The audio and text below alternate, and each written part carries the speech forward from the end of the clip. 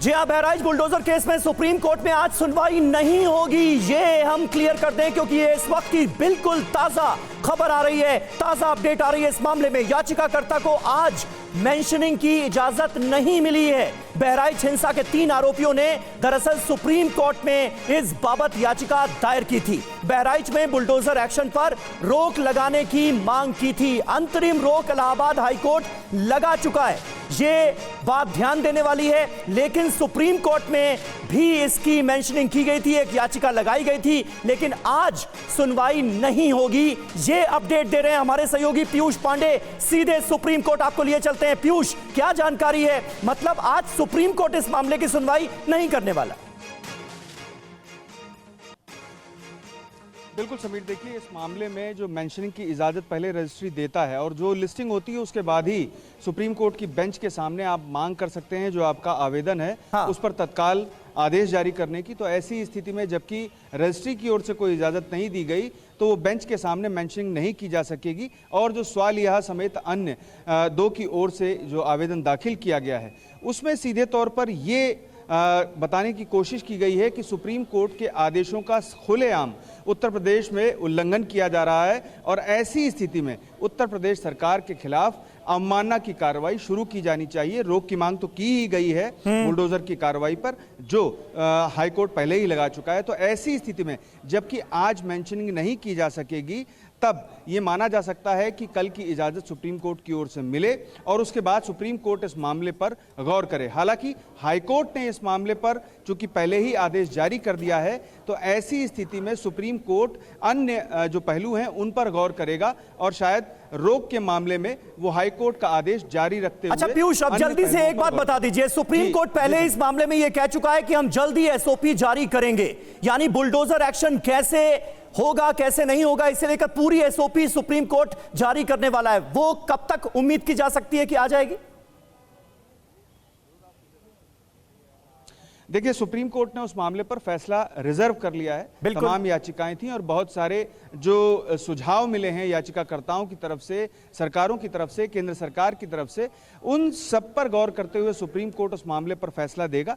लेकिन अभी तक सुप्रीम कोर्ट ने कोई भी संकेत नहीं दिया है कि वो फैसला कब दिया जाएगा। ये माना जा सकता है कि जल्द उस मामले पर फैसला आएगा, क्योंकि लगातार ऐसी स्थितियां सामने आ रही हैं कि सुप्रीम कोर्ट इस मामले में जो भी पहलू हैं वो सारे स्पष्ट कर दे और एसओपी तय कर दे। चूंकि बिल्कुल पीयूष, अपने आदेश में जी बिल्कुल, तो बुलडोजर एक्शन पर रोक लगाने की जो मांग है वो 3 आरोपियों की तरफ से जो की गई थी, फिलहाल इस पर आज सुनवाई नहीं होगी। यह आपने बड़ी जानकारी दी है, बड़ी अपडेट, ये बड़ी खबर। और इस बीच इससे जुड़ी एक और बड़ी जानकारी आपको दे, बहराइच में बुलडोजर एक्शन पर लगी अंतरिम रोक, दरअसल ये रोक इलाहाबाद हाईकोर्ट की लखनऊ बेंच ने लगाई है। बुलडोजर एक्शन पर 15 दिनों के लिए रोक लगाई गई है। पीडब्ल्यूडी ने अवैध निर्माण हटाने का नोटिस दिया था 23 घरों को, और इसके बाद जब लखनऊ बेंच का, इलाहाबाद हाईकोर्ट की लखनऊ बेंच का रुख किया गया था, तो उसके बाद अब 15 दिन का वक्त दिया गया है।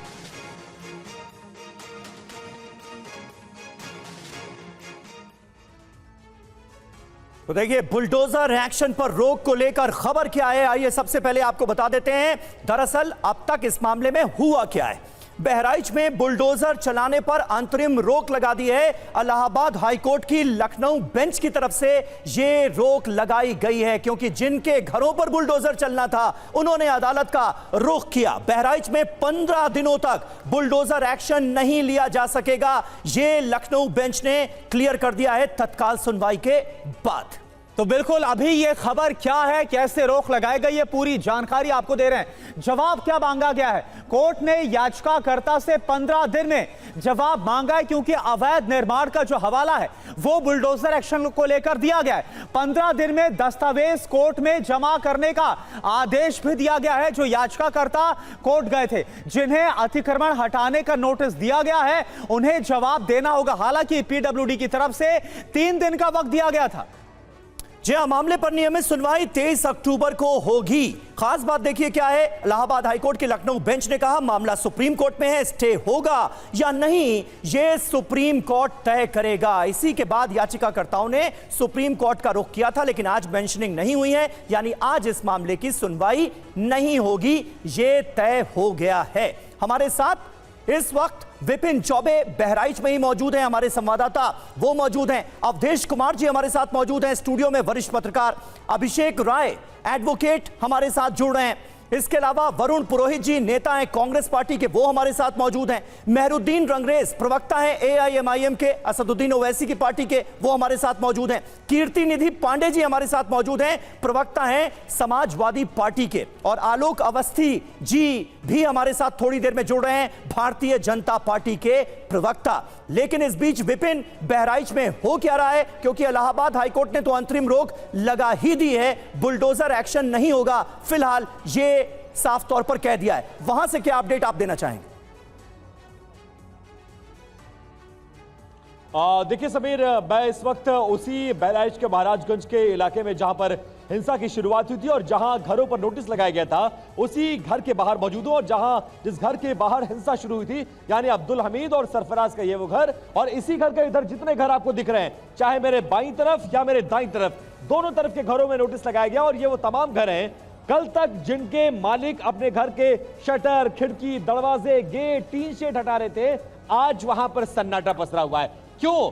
क्योंकि कल शाम को एक बड़ी राहत मिली है। यहां इनकी तरफ से जो कलीम हाशमी के एडवोकेट हैं, वो एक संस्था के पास जाते हैं और ये कहते हैं कि इस पूरे मामले को अर्जेंट हियरिंग में मेंशन किया जाए। इलाहाबाद हाईकोर्ट की लखनऊ बेंच में इसको मेंशन किया जाता है, और इन तमाम चीजों को सुनने के बाद कोर्ट ने कहा कि हम इस पूरे मामले की सुनवाई 23 तारीख को करेंगे, और आप लोगों को अपना पक्ष रखने के लिए, क्योंकि सरकार ने इन्हें 3 दिन का समय दिया था कि 3 दिन के अंदर आप ये बताइए कि क्या आपने सड़क के, इस पीडब्ल्यूडी की सड़क के किनारे घर बनाने से पहले कोई अनुमति मांगी थी, और अगर सरकार ने अनुमति दी थी तो कितने फुट के बाहर जाकर आपको घर बनाने की अनुमति दी थी। तो वो 3 दिन का समय नाकाफी था, इसलिए कोर्ट ने इन तमाम लोगों को जिनके घरों के बाहर नोटिस लगा हुआ है, उनको 15 दिन का समय दिया है। 15 दिन के अंदर इन्हें कारण बताना होगा कि इन्होंने किसके आदेश, किसकी अनुमति से, कब, कितने साल पहले अपना घर बनाया है, और क्या यह अतिक्रमण की श्रेणी में आता है कि नहीं आता है, आता है तो इसे क्यों ना तोड़ा जाए। तो ये तमाम सवालों का जवाब देना होगा। 23 तारीख को सुनवाई होगी, राहत मिलेगी या नहीं, ये 23 तारीख को स्पष्ट। बिल्कुल, याचिकाकर्ताओं को जहां लखनऊ बेंच ने 15 दिन का वक्त दिया है तमाम डॉक्यूमेंट्स के लिए, वहीं अगली सुनवाई 23 तारीख को, 23 अक्टूबर को होनी है। वरुण पुरोहित हमारे साथ कांग्रेस की तरफ से जुड़ रहे हैं। वरुण पुरोहित जी, सवाल मेरा आपसे है कि देखिए, याचिकाकर्ता गए लखनऊ बेंच, जो इलाहाबाद हाईकोर्ट की लखनऊ बेंच, उसका रुख किया गया, 15 दिन की एक तरह से राहत उन्हें मिली है, लेकिन इससे पहले उन्हें तमाम दस्तावेज भी देने होंगे, डॉक्यूमेंट्स भी मांगे गए, कैसे आप देख रहे हैं? देखिए समीर जी, करुणा जी, ऐसा है, योगी सरकार है, इसको आम आदमी का जीवन यापन अच्छा नहीं लग रहा है। आप मुझे बताइए, मैंने पहले भी कई बार कहा, दिल्ली में भी जब बुलडोजर की बात है, बुलडोजर नहीं, ये तो लोकल लॉज में होता है, अवैध निर्माण होगा उसको तोड़ा जाएगा, नक्शा पास नहीं है तो अवैध निर्माण है, अतिक्रमण अलग चीज है, अवैध निर्माण अलग चीज है। अतिक्रमण है तो गवर्नमेंट नोटिस देके तोड़ सकती है, लेकिन पूरे बहराइच में अगर ये इतने से पर्टिकुलर 23 मकानों को क्यों तोड़ रहे हैं भाई? और जितने अधिकारी जिनके टेन्योर में अतिक्रमण होता है या अवैध निर्माण होता है, उन पर आज दिन तक किसी ने कार्रवाई की क्या?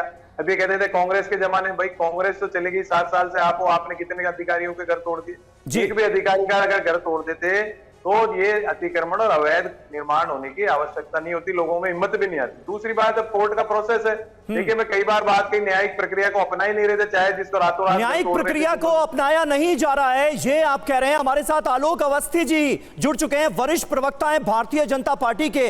आलोक जी, सुप्रीम कोर्ट ने साफ कहा था कि जब तक हम एसओपी जारी नहीं कर देते तब तक बुलडोजर एक्शन नहीं होगा। किसी भी आरोपी, यहां तक कि दोषी के घर पर भी अगर बुलडोजर चलता है तो यह कानून को कुचलने जैसा है।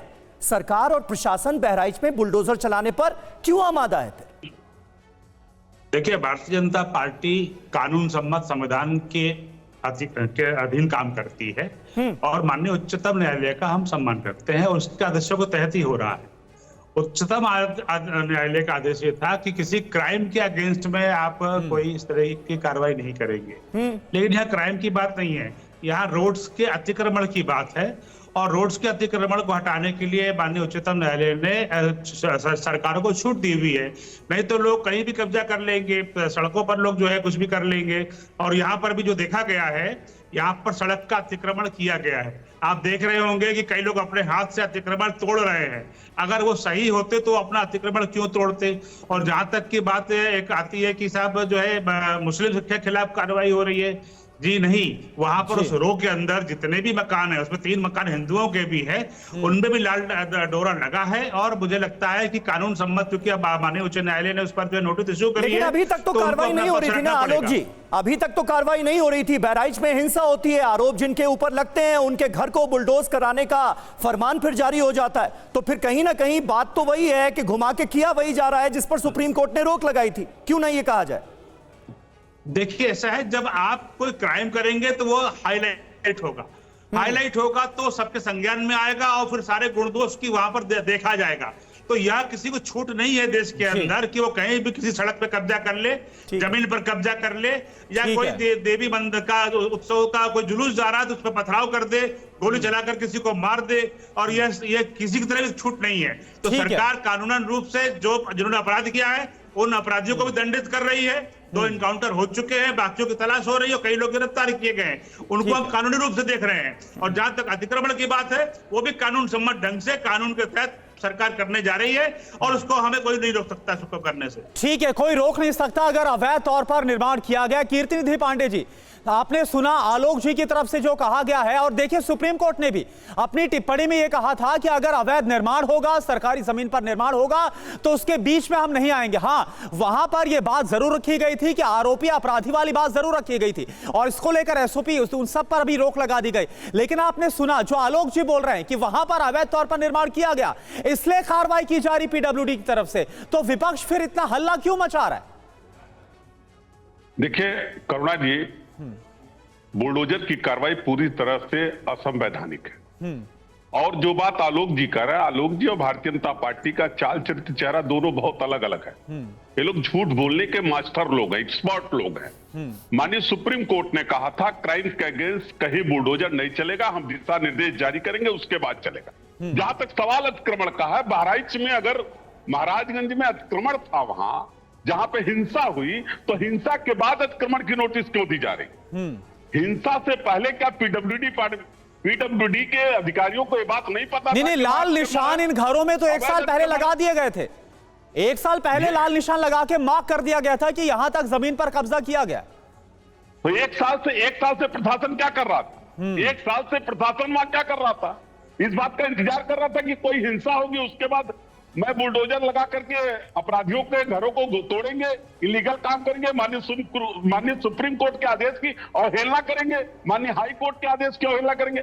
यही बात तो हम लोग लगातार कर रहे हैं कि भारतीय जनता पार्टी न संविधान मानने वाली है न कानून मानने वाली, ये मनमाना तरीके से कार्रवाई करने वाले लोग हैं। और मैं तो कह रहा हूं, राम गोपाल मिश्रा जी की हत्या में जो लोग शामिल है उनके खिलाफ भी कार्रवाई होनी चाहिए। और जो हीरो होंडा के शोरूम फूके गए, जो अस्पताल फूके गए, उन अपराधियों के खिलाफ भी कार्रवाई होनी चाहिए। ठीक है, सरकार पूरी निष्पक्षता से कार्रवाई करे, लेकिन सरकार भी उसमें भी पार्शियलिटी कर रही है। और आपको बताऊं, जो हीरो होंडा के शोरूम में आग लगा, उसमें 2 जो पार्टनर है जिनका शोरूम था, वो एक ब्राह्मण एक मुसलमान है। मैं आपको बता रहा हूं, एक ब्राह्मण एक मुसलमान के पार्टनरशिप की दुकान को आग लगा दी जाए हीरो होंडा के शोरूम में, और लेकिन सरकार न्याय देने के लिए तैयार नहीं उनके। ठीक है आलोक जी, मैं आता हूं, एक रिएक्शन ले लिया जाए। ठीक है, कीर्तिनिधि पांडे जी, आपने जिन बातों का जिक्र किया, अवधेश कुमार जी, किस तरह से आप देखते हैं? सुप्रीम कोर्ट ये साफ कर चुका है कि ठीक है, अगर अतिक्रमण होता है, सरकारी जमीन पर अतिक्रमण होता है, तो बुलडोजर एक्शन हो सकता है, बुलडोजर चलाया जा सकता है। लेकिन साफ तौर पर यह भी ताकीद की गई है कि अगर किसी आरोपी या फिर दोषी के घर को बुलडोज किया जाता है तो यह सुप्रीम कोर्ट की अवमानना माना जाएगा। ये जो केस बहराइच वाला आपके सामने है, ये किस नजर से आप देखते हैं? ये उस कैटेगरी में आता है या नहीं आता है? देखिए समीर, हमारे देश में इकोसिस्टम ऐसा है कि इस तरह से किसी घटना पर नैरेटिव बनता है कि जो मुद्दे मूल होते हैं वो पीछे चले जाते हैं, उससे छोटा मुद्दा बड़ा हो जाता है। जब भी कोई ऐसी घटना होती है तो पुलिस प्रशासन की भूमिका क्या होनी चाहिए? बहुत सारी गड़बड़ियां होती रहती है, आंख मूंदे रहते हैं, लेकिन जब घटनाएं होती हैं तब बहुत सारी ऐसी चीज़ों पर ध्यान जाता है जिससे लोगों के अंदर कानून का भय खत्म हुआ। तो कानून का भय कानूनी रूप से स्थापित हो, इसलिए कई कदम उठाने पड़ते हैं। अगर उस कानून तोड़ने में सामूहिक है तो सामूहिक रूप से, व्यक्तिगत है तो व्यक्तिगत रूप से, लेकिन कोई भी कदम संविधान के, कानून की भावनाओं या उसके नियमों के अनुरूप और विपरीत नहीं होने चाहिए। हम जानते हैं कि बुलडोजर के पहले भी वहां, आप ही ने बताया, सबको मालूम है कि लाल बना दिया गया था, टांग दिया गया था, लेकिन पुलिस प्रशासन, मैं कीर्ति निधि पांडे जी की आपके उत्तर देने के पहले इस बात से बिल्कुल सहमत हूं कि क्या पुलिस प्रशासन वहां दंगे और हिंसा होने की प्रतीक्षा कर रहा था। जिस प्रकार से वहां प्रतिमा विसर्जन के जुलूस पर हमले हुए, फिर वहां वो जो झंझट हुआ, फिर वो लड़का छत पर चढ़ता है, छत पर चढ़ के झंडे उतारता है, पहले नहीं, लेकिन उससे बुलडोजर एक्शन का कोई लेना देना नहीं, अवधेश जी। लेकिन पुलिस, आलोक जी कह रहे हैं ना, वही आ रहा हूं ना, पुलिस प्रशासन की वहां विफलता थी और उतना होता ही नहीं। हाँ। 1 साल से है, पहले क्यों नहीं किया गया? लेकिन 1 साल पहले नहीं किया गया तो आज उसको नहीं किया जाए, ये किस कानून में लिखा है? दूसरा, अगर उच्च न्यायालय ने एक आदेश दिया है तो उच्च न्यायालय और देश के न्यायालय ही तय करें कि कानून और व्यवस्था का उल्लंघन होता है, इस प्रकार से दंगे होते हैं, तो उसका पुलिस प्रशासन कैसे पालन करेगी? सुप्रीम कोर्ट ने जो रोक लगाई है एक विवेकशील रोक है, लेकिन उसमें अतिक्रमण हटाने पर कहीं रोक नहीं है। तो इस दृष्टि से यह जो घटना है, इसको इतना बड़ा इशू बनाया गया है। मैं आपके टेलीविजन के माध्यम से देश के लोगों को पूछता हूं कि बुलडोजर को लेकर के जितना रिएक्शन पॉलिटिकल पार्टियों का, एक्टिविस्टों का आया है, क्या राम गोपाल मिश्रा की निर्मम हत्या, बर्बरता को लेकर एक रिएक्शन बता दीजिए कि चाहे अखिलेश जी का आया हो, राहुल जी का आया हो, विपक्षी पार्टियों का आया हो। तो अब नैरेटिव जो है बुलडोजर एक्शन है वो होगा, लेकिन असली नैरेटिव को आप अगर दूर करेंगे तो इशू डूबते हैं। बुलडोजर एक लाइन और, चलिए ठीक है, कोई भी एक भय निवारक एक्शन होता है, डिटरेंट एक्शन होना चाहिए। अगर अवैध है, लेकिन उसमें इस बात का ख्याल रखना पड़ेगा जो सुप्रीम कोर्ट की तरफ से बात रखी गई, कोई आरोपी या अपराधी है, ये कम से कम आधार नहीं होना चाहिए और इसी को लेकर लेकिन ये भी आधार नहीं होना चाहिए। सुनो कि अगर आरोपी है और इस कारण उसका अवैध अगर ध्यान में आया है तो नहीं गिराया जाए। चलिए ठीक है, एक और हमारे साथ जो मेहमान है पैदा होगा, अवधेश जी, मेहरुद्दीन रंगरेज साहब हमारे साथ जुड़े। मेहरुद्दीन जी, क्योंकि लगातार आप लोगों की तरफ से एक आरोप लगाया गया कि खास विशेष धर्म और समुदाय को निशाना बनाया जा रहा है, लेकिन यहां पर आपको क्या लग रहा है? पीडब्ल्यूडी है या फिर यूपी सरकार है, प्रशासनिक अमला है, वो लगातार अवैध निर्माण की बात बोल रहा है और 15 दिन का तो वक्त मिल भी गया है याचिकाकर्ताओं को। देखिए, इलाहाबाद हाई कोर्ट का जो फैसला है वो स्वागत योग्य है और लगातार जहाँ जहाँ पर भी भाजपा की सरकार है वहाँ पर लगातार मुसलमानों के साथ में जो है जुल्म और ज्यादती की जा रही है। बदले की भावना से जो है उनके मकानों को गिराया जाता है। आप आरोप लगते हैं दंगा होता है, उसके बाद ही सबको जो है यूपी या जितनी भी सरकार जहां जहां भी भाजपा की है उन्हें दिखाई देता है कि अब ये अवैध मकान लेकिन है। मेहरुद्दीन साहब, उससे पहले वो 50 साल से मकान बना हुआ, तब तक 3 हिंदुओं के घर भी है जिसको नोटिस दिया गया है। अरे सर, अच्छा सर, मेरे को पता है, आप जरा मेरी बात पूरी होने दीजिए, बीच में बोलिएगा मत। मैं कह रहा हूँ एक रोड है, बता रहे अतिक्रमण हुआ है इधर भी और इधर भी, मगर इधर पे कार्रवाई हो रही है, इधर पे हो नहीं रही। तो इसका मतलब क्या है? लेफ्ट और राइट में, क्योंकि राइट में मुस्लिमों के घर है, लेफ्ट में हिंदू भाइयों के घर है। तो ये दिखाता है कि ये सरकार लगातार ये गलत प्रस्तुतिकरण है। हर चीज में मुसलमानों को दोषी ठहराकर उनके मकानों को, दुकानों को पहले लूटा जाता है, पहले मस्जिद के पास जाके नंगा नाच किया जाता है। शासन प्रशासन लगातार वहां पर खड़ा रहता है और कोई भी उनकी कोई गतिविधि नहीं करते। फिर एक लड़का जो है छत पे चढ़ता है, वो मर जाता है। उसके मरने के बाद फिर देखिए कैसे उसकी बहन बताती है लड़कों की, मार दिया जाता है। मेरे भाई को तो एसटीएफ ने पहले से उठा लिया था, अगले दिन उनका एनकाउंटर हो जाता है। तो ये मार दिया जाता है, फर्क है दोनों में। अरे सर ठीक है सर, अगर वो, मैं भी तो कह रहा हूँ सर, मर गया, मैं भी तो कह रहा हूँ कि गलत है, कंडेम करते हैं, हमें ऐसी हिंसा नहीं होनी चाहिए। ये ठीक नहीं है, मगर ये लगातार भाजपा के किसी भी हाल में ठीक नहीं है, किसी को इसकी इजाजत नहीं दी जा सकती।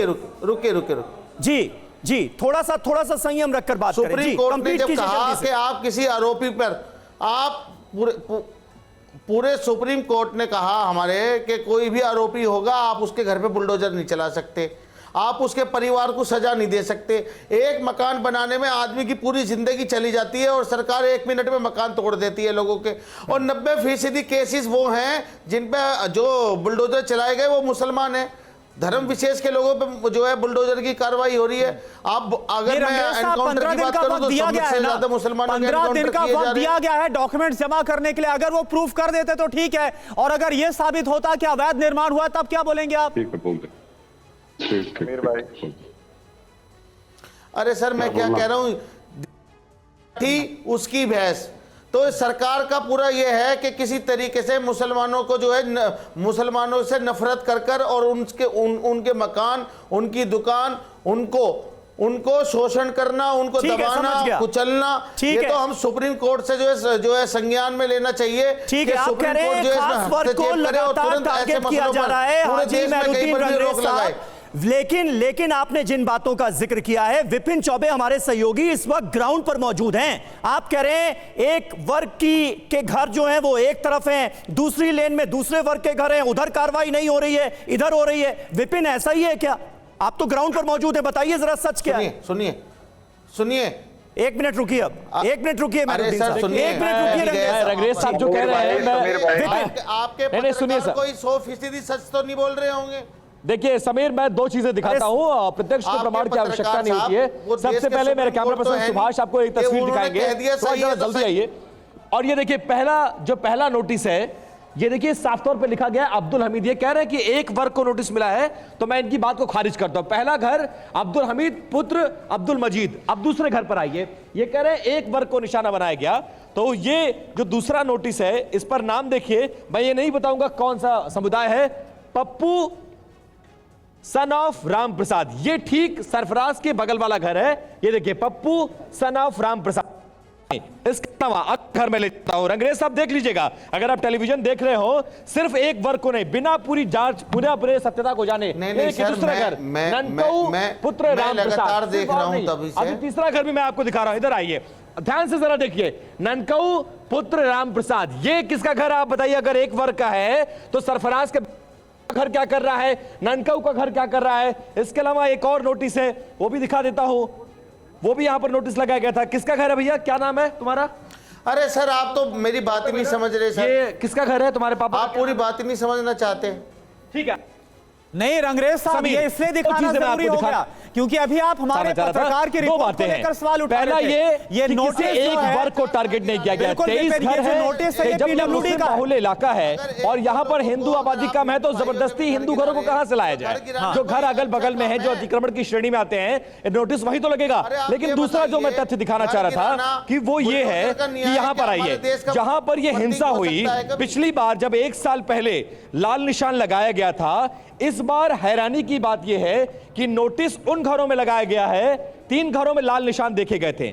लेकिन इस बार जब नोटिस लगाया गया, वहां भी मैं ले चलता हूं आपको, जिस घर पर 1 साल पहले लाल निशान लगाया गया था, इस बार जब नोटिस लगाई गई है तो उस घर में नोटिस नहीं लगा है जहां पर लाल निशान है। आप देखिए सरफराज के ठीक बगल वाला एक घर है और ये लाल निशान मौजूद है, लेकिन सरफराज के घर पे नोटिस है, उसके बगल के दोनों घरों पर नोटिस नहीं है। तो ये थोड़ा सा कहीं ना कहीं हैरान करता है कि पैमाना क्या है। हमने टॉप ऑफिशियल से जब पूछा तो उन्होंने कहा कि सबको नोटिस मिलेगी, लेकिन फेज वाइज मिलेगी। पहले फेज में हम इधर से उधर कर रहे हैं, दूसरे फेज में उधर से इधर करेंगे, इसीलिए इन घरों को छोड़ा गया है। आगे इनको नोटिस दिया जाएगा और यहां भी जो अतिक्रमण है उसको हटाया जाएगा। ठीक है, यानी आलोक जी जो बात आप कह रहे थे उसमें दम नजर आ रहा है, ग्राउंड से विपिन चौबे भी वही बात कह रहे हैं। लेकिन मुझे एक बात बताइए, जब सुप्रीम कोर्ट ने यह साफ क्लियर कर दिया है कि भाई अगर अतिक्रमण हुआ है तो उसके खिलाफ एक्शन लिया जा सकता है, लेकिन हम देखते यही हैं आलोक जी, मैं आपसे क्या पूछना चाह रहा हूं, ये आप भी बहुत अच्छी तरह से समझ रहे होंगे, देखते हम यही हैं कि अगर कोई आरोप लग जाता है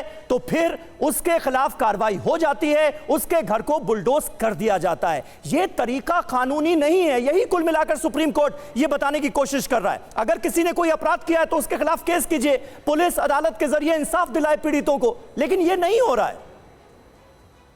देखिए समीर जी, मैं आपको पहले वक्तव्य में भी मैंने कहा था आपराधिक वारदात के लिए कानून सम्मत जो बीएनए में जो कानून बनाया गया है उसके तहत कार्रवाई हो रही है। गिरफ्तारियां हुई हैं, वो एक अलग केस है। अतिक्रमण का दूसरा केस है। पीडब्ल्यूडी डिपार्टमेंट जो है वो गृह विभाग के अंडर में नहीं आता, अलग विभाग है और वो उसका काम है कि अतिक्रमण से मुक्त किया जाए, तो वो कार्रवाई अलग हो रही है। यह निश्चित बात है कि मर्डर होने के बाद और दंगा होने करने के बाद हाईलाइट हुआ मामला, तो पुलिस का और प्रशासन का ध्यान उधर गया और उस पर तेज कार्रवाई हो रही है। मैं ये भी सरकार देखेगी कि 1 वर्ष से कार्रवाई क्यों नहीं हुई, जब 1 वर्ष पहले जो है लाल निशान लगा दिया गया। रंगरेज साहब जो है बहुत सफाई से झूठ बोल करके निकल जा रहे हैं। ये कह रहे हैं कि कमजोर तबका है, गरीब तबका है, मुसलमान, उसके खिलाफ जो है सरकार बदले की भावना से कार्रवाई कर रही है। ये कैसा कमजोर तबका है कि पूरे देश भर में प्रतिमाओं पर हमला करता है। खाली उत्तर प्रदेश की बात नहीं है, महाराष्ट्र में हमला किया, तेलंगाना में हमला किया, कर्नाटक में हमला किया, हर जगह ये कैसा कमजोर तबका है कि जो पथराव करता है और वो इतना असहिष्णु है कि सड़क पर जाती भी प्रतिमाओं नहीं, लेकिन आलोक जी पूरे तबके पर सवाल थोड़ी उठाया जा सकता है। अगर किसी ने कानून अपने हाथ में लिया है तो उसके खिलाफ प्रशासन कार्रवाई करेगा, सरकार टफ स्टैंड लेगी, लेकिन आप किसी तबके को कटघरे में खड़ा नहीं कर सकते। यही हो रहा है, यही हो रहा है। कोई एक घटना होती है और उस पर हिंदू मुसलमान शुरू कर दिया जाता है।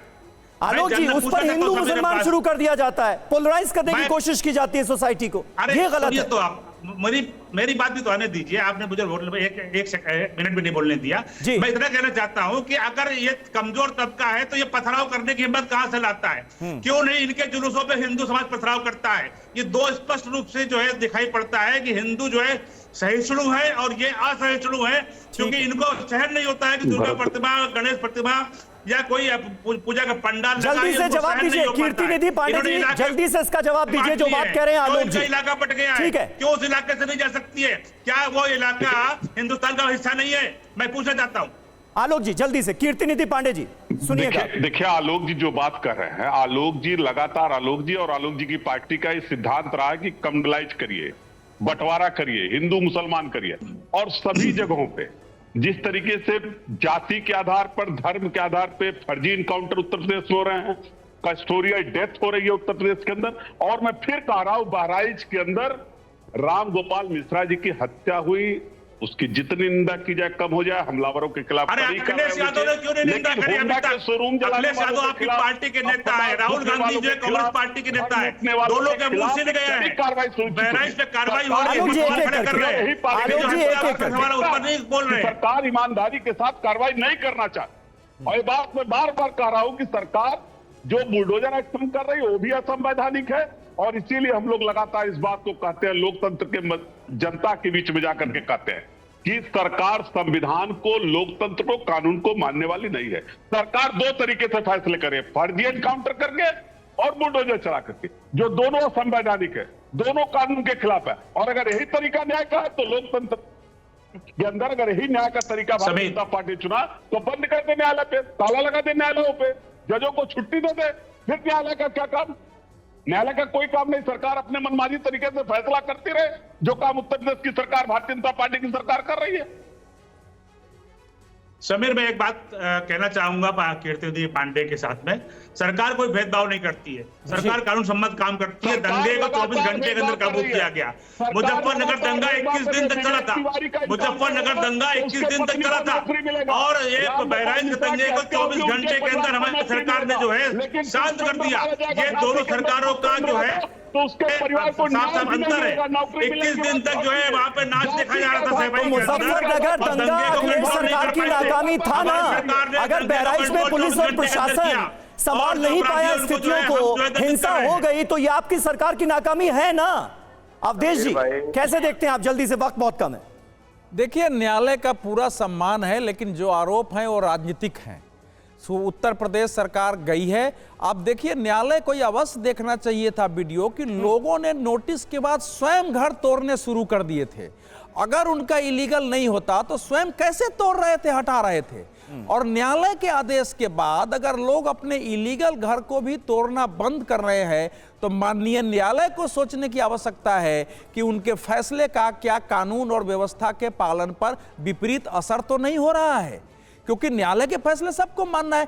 यहाँ आप हमारे आपके रिपोर्टर ने, जो कि एक वरिष्ठ पत्रकार हैं, एक जिम्मेवार पत्रकार हैं, जो कुछ कैमरे से दिखा रहे हैं वही राजनीतिक आरोपों को गलत साबित करता है कि कार्रवाई एक पक्षीय केवल मुसलमानों के विरुद्ध हुई है। और अभी तक सुप्रीम कोर्ट या किसी कोर्ट ने, मैं कह रहा हूं, योगी सरकार के आप विरोधी हो या समर्थक हो, एक भी बुलडोजर कार्रवाई के संदर्भ में असंवैधानिक गैर कानूनी शब्द का प्रयोग नहीं किया है। आगे करेगा तो उस पर बात करेंगे। बुलडोजर कार्रवाई चाहे आरोपी हो नहीं हो, कानून के तहत होना ही चाहिए। कोई आरोपी हो गया, सुप्रीम कोर्ट, चलिए ठीक है अवधेश जी, ये आपके विचार हैं, ये आपके विचार है जो आपने सामने रखे, लेकिन इसको लेकर जो कुछ और सियासी बयानबाजियां हो रही है वो भी जरा हम देख और सुन लेते हैं। बुलडोजर एक्शन पर समाजवादी पार्टी के महासचिव राम गोपाल यादव का कहना है कि हर बुलडोजर की कार्रवाई को वो असंवैधानिक और गैर कानूनी मानते हैं। सुनिए आप। बहराइच में बुलडोजर की कार्रवाई को कोर्ट ने अभी मना कर दिया है, किस तरीके से आप इस कार्रवाई को देख रहे हैं कि लगातार सरकार बुलडोजर की कार्रवाई? हर बुलडोजर की कार्रवाई को अवैधानिक, असंवैधानिक, गैर कानूनी मानता हूं। तो देखिए, कुल मिलाकर इस मामले में सुप्रीम कोर्ट की तरफ से एसओपी क्या जारी होती है बुलडोजर एक्शन को लेकर, उसका इंतजार रहेगा। लेकिन उससे पहले बहराइच में बुलडोजर एक्शन पर फिलहाल इलाहाबाद हाईकोर्ट ने रोक लगा दी है। इस मामले की भी सुप्रीम कोर्ट में सुनवाई होगी, उस पर भी रहेगी नजर। तमाम खास मेहमानों का शुक्रिया अदा करना चाहेंगे।